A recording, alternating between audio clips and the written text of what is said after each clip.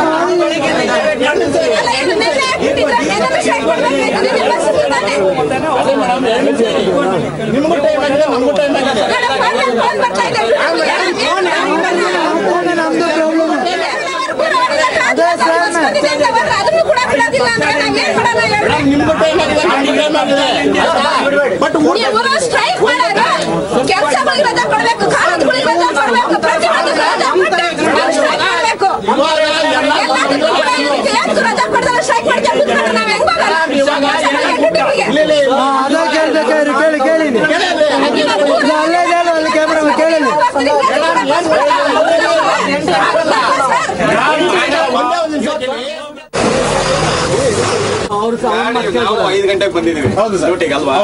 ನಮಗೆ ಗಾಡಿ ಇವಾಗ ಕೊಟ್ಟಿದ್ದಾರೆ. ಸೊ ಇವಾಗ ಎಲ್ಲ ಆಪರೇಟ್ ಮಾಡ್ತಾ ಇದ್ದಾರೆ ಗಾಡಿಗಳು.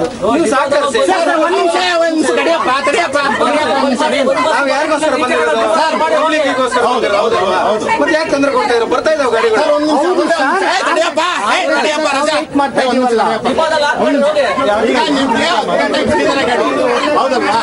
ನಾವು ಎಷ್ಟೋ ಜನ ಬಂದ್ತಾ ಇದ್ದೀವಿ. ನಾವು 5 ಗಂಟೆ ಬಂದಿದ್ದೀವಲ್ಲ. ನೀವು 5 ಗಂಟೆ ಬಂದಿಲ್ಲ. ನನ್ನಂಗೆ 1000 ಜನ ಬಂದವರು ಇಲ್ಲಿಗೆ ಬಿಎಂಟಿಸಿ ಬೆಳಗ್ಗೆ ನಿಂತಿದ್ದಾರೆ. ನೀವು 10 ಗಂಟೆಗೆ ಒಂದ್ ನಿಮಿಷ ನೀವು 5 ಗಂಟೆ ಬಂದಿದ್ದೀರಾ, 5 ಗಂಟೆಯಿಂದ ಇದ್ದೀರಾ. ನಾವು 5 ಗಂಟೆ ನಿಂತಿದ್ದೀವಿ. ನಮ್ಗೆ ಇಂಟರ್ವ್ಯೂ ಬಸ್ ಇಲ್ಲ, ಊಟಕ್ಕಿಲ್ಲ, ಉಪ್ಪಿನಕಾಯಿ ನಂಗೆ ಆಯ್ತು. ಇವಾಗ ನಾವು ಅಲ್ಲ ಸರ್, ಕರೆಕ್ಟ್ ಟೈಮ್ ಬಸ್ ಇಲ್ಲ, ಇವಾಗ ಹೋಗಿ ಏನ್ ಮಾಡ್ತೀರಾ ಸರ್? ಇವಾಗ ಬಸ್ ಬಿಟ್ಟಿದ್ದಾರೆ. ನಾವು ನೋಡಿ ಸರ್, ಇನ್ ಟೈಮ್ಗೆ ಬಸ್ ಇಲ್ಲದೆ ಇರೋದು. ಇವಾಗ ಏನಕ್ಕೆ ಬೇಕು ಬಸ್ಸು? ಸ್ಟಾಪ್ ಮಾಡಿ, ಬಂದ್ ಮಾಡಿ, ಸ್ಟಾಪ್ ಮಾಡಿ, ಬಂದ್ ಮಾಡಿ, ಸ್ಟಾಪ್ ಮಾಡಿ.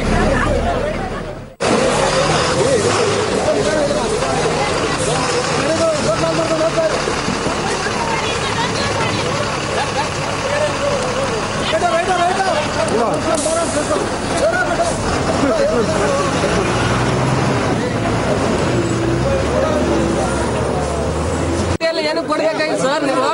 ಏನಂತ ಮಾಮೂಲಿ ಅಡ್ಡಾಡ್ತವೆ, ಡೈಲಿ ಅಡ್ಡಾಡ್ದಂಗೆ ಅಂತ. ಇವತ್ತಿಗಿಂತ ಬಂದ್ ಕಟ್ತಾರೆ ಹಂಗಲ್ಲ ಸರ್. ನಾವು ದೂರದಿಂದ ಬಂದಿದ್ದು, ರೂಮ್ ಬಾಡಿಗೆ ನಮ್ಮ ಕೂಲಿಗೆ ಹೋಯ್ತು. ಎಷ್ಟು ಗಂಟೆಗೆ? ನಾವು 8:00ವರೆಗೂ ಇರ್ಬೇಕಾಯ್ತು. ಇಷ್ಟಾದ್ರೂ ಬಸ್ ಇಲ್ಲ, ನಾವ್ ಹೆಂಗ್ ಮಾಡ್ಬೇಕು?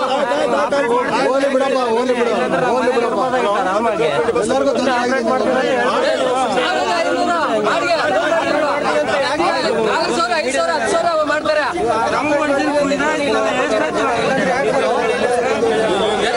ಎಲ್ಲರಿಗೂ ಏನು ಪ್ರಾಬ್ಲಮ್ ಮಾಡ್ಬೇಕು? ಅದೇ ಮತ್ತೆ ಏನು ಕಾನ್ವಾಸ್ ಮಾಡ್ಬೇಕಾಯ್ತು ಸರ್. ನೆನ್ನೆ ಜಲ್ಲಹಳ್ಳಿ ಕ್ರಾಸ್ ಇಂದ ಬಂದಿರೋದು ಕೆಲಸಕ್ಕೆ. ನಾವು ಗುಟ್ಟಳ್ಳಿ ಹೋಗ್ಬೇಕಾಯ್ತು. ಅಲ್ಲೇ ಜಲ್ಲಹಳ್ಳಿ ಕ್ರಾಸ್ ಅಲ್ಲೇನೆ 7 ಗಂಟೆಗೆ ಹತ್ತಿದೀವಿ. ಅಲ್ಲಿಂದ ಬರೋಷ್ಟೊತ್ತಿಗೆ ಇಲ್ಲಿ 8:45 ಆಯ್ತು. ಅಲ್ಲಿಂದ ಮತ್ತೆ ಇಲ್ಲಿ ಅವಾಗಿಂದ ಬಸ್ ನೋಡ್ತಾ ಇದೀವಿ. ಬಸ್ ಅಲ್ಲಿ ಒಂದು ಇಲ್ಲ. ಇವಾಗ ಎಷ್ಟು ಸರ್ ಟೈಮ್ ನೋಡಿ ಸರ್? 9:50, 10 ಗಂಟೆ ಆಯ್ತು ಸರ್. ಇವಾಗ ಫೋನ್ ಮಾಡಿದ್ರೆ ಮನೆಗೆ ಹೋಗಂತಾರೆ. ಕೂಲಿ ಕಟ್ ಮಾಡ್ತಾರೆ ಸರ್. ರೂಮ್ ಬಾಡಿಗೆ ಯಾರು ಕಟ್ತಾರೆ? ಹಾಲ್ ಬಿಲ್ ಕಟ್ತಾರೆ, ನೀರ್ ಬಿಲ್ ಕಟ್ತಾರೆ. ಯಾರು ಕಟ್ತಾರೆ ಸರ್ ನಮ್ಗೆ? ಕೂಲಿ ಯಾರು ಸರ್ ನಮ್ಗೆ ಕೊಡೋದು ಇವತ್ತಿಂದು? ಹೇಳಿ ಸರ್, ನೀವ್ ಹೇಳಿ. ಯಾವ್ದು ಓಡಾಡ್ತಾ ಇಲ್ಲ. ನನ್ನ ನೆನ್ಸೂರು ಇವತ್ತು ಓಡಾಡ್ತಾ ಇದ್ದೆ. ಇಲ್ಲ ಮೆಟ್ರೋ ಗಿಟ್ರೋ ಎಲ್ಲ ನಿಲ್ಸ್ಬೇಕು.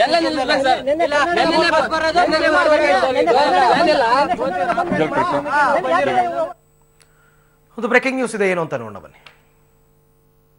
ಬೆಂಗಳೂರಿನಲ್ಲಿರುವ ಕೆನರಾ ಬ್ಯಾಂಕ್ ಮುಖ್ಯ ಕಚೇರಿಗೆ ಬೀಗವನ್ನು ಜಡಿಯಲಾಗಿದೆ. ಕಾರ್ಮಿಕರ ಮುಷ್ಕರದ ಹಿನ್ನೆಲೆಯಲ್ಲಿ ಮುನ್ನೆಚ್ಚರಿಕಾ ಕ್ರಮವಾಗಿ ಪೊಲೀಸರು ಬಂದ್ ಮಾಡಿದ್ದಾರೆ. ಹಾಗಾಗಿ ಬೆಂಗಳೂರಿನ ಕೆನರಾ ಬ್ಯಾಂಕ್ ಮುಖ್ಯ ಕಚೇರಿಗೆ ಈಗ ಬೀಗವನ್ನು ಹಾಕಿದ್ದಾರೆ. ಇವತ್ತು ಬ್ಯಾಂಕ್ಗಳಿಗೂ ಕೂಡ ತಟ್ಟಿದೆ. ಬಹುತೇಕ ಬ್ಯಾಂಕ್ಗಳಲ್ಲಿ ಸೇವೆ ಕೂಡ ವ್ಯತ್ಯಯವಾಗಿದೆ. ನೀವೀಗ ನೋಡ್ತಾ ಇರಬಹುದು, ಇದು ಕೆನರಾ ಬ್ಯಾಂಕ್ನ ಮುಖ್ಯ ಕಚೇರಿ. ಈಗಾಗಲೇ ಇಲ್ಲಿನ ಸಿಬ್ಬಂದಿಗಳು ಗೇಟ್ ಅನ್ನು ಕೂಡ ಕ್ಲೋಸ್ ಮಾಡ್ತಾ ಇದ್ದಾರೆ.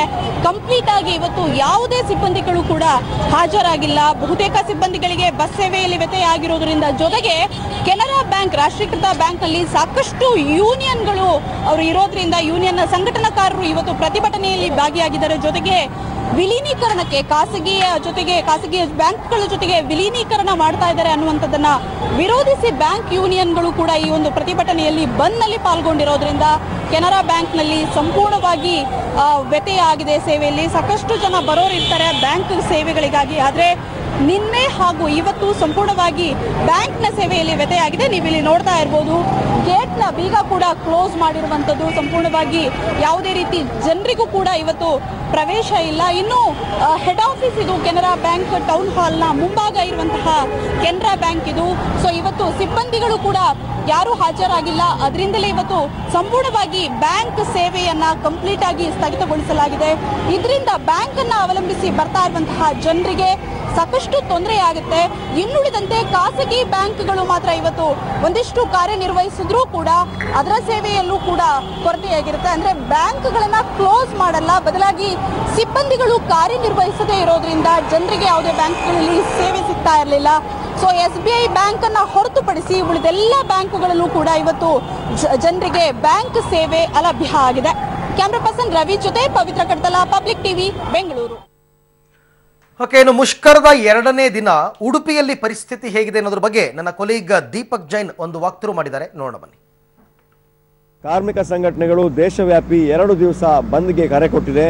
ಆದರೆ ಕರಾವಳಿ ಜಿಲ್ಲೆ ಉಡುಪಿಯಲ್ಲಿ 2ನೇ ದಿವಸ ಎಲ್ಲವೂ ಕೂಡ ಓಪನ್ ಆಗಿದೆ. ನಾವೀಗ ಉಡುಪಿಯ ಸರ್ವಿಸ್ ಬಸ್ ಸ್ಟ್ಯಾಂಡ್ನಲ್ಲಿದ್ದೇವೆ. ಬೆಳಗ್ಗಿನಿಂದಲೂ ಕೂಡ ಸರ್ವಿಸ್ ಬಸ್ಸುಗಳು ಮತ್ತು ಸಿಟಿ ಬಸ್ಸುಗಳು ಸಂಚಾರವನ್ನು ಆರಂಭ ಮಾಡಿರುವಂಥದ್ದು. ಅದರ ಜೊತೆಗೆ ಶಾಲಾ ಕಾಲೇಜುಗಳಾಗಿರ್ಬೋದು ಅಥವಾ ಅಂಗಡಿ ಮುಂಗಟ್ಟುಗಳು ಎಲ್ಲವೂ ಕೂಡ ಓಪನ್ ಆಗಿದೆ. ಕಾರ್ಮಿಕ ಸಂಘಟನೆಗಳು ನಿನ್ನೆ ಸರ್ವಿಸ್ ಮತ್ತು ಖಾಸಗಿ ಸಿಟಿ ಬಸ್ನ ನಿರ್ವಾಹಕರು ಮತ್ತು ಚಾಲಕರ ಮನವೊಲಿಸಿ ಬಂದ್ಗೆ ಕರೆ ನೀಡಿದ್ರು.